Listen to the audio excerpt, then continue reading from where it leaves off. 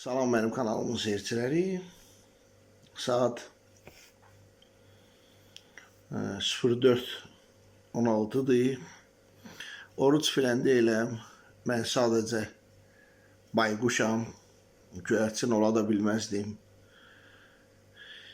Və həyat tərzim, iş rejimim də elədir ki, mən gecələr aktiv olmaq məcburiyyətindəyəm.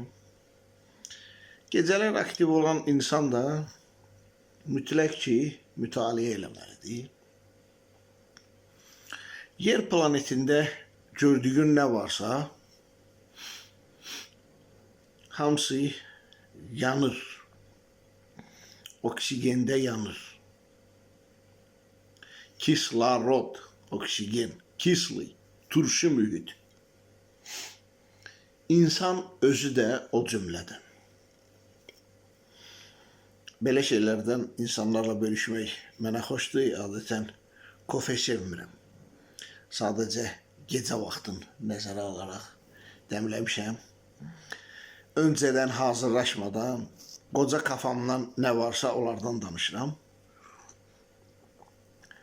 Yer planetində nə varsa yanır. O cümlədən insan özü. Nəfəs alırsan,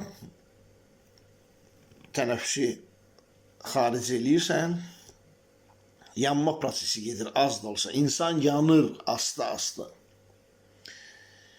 İkinci aşınma, dağılma prosesi yer kürəsində günəş şüalarındandır. Bunun bizə o qədər də aidiyyatı yoxdur. Nə mənada aidiyyatı yoxdur danışdığımız temaya.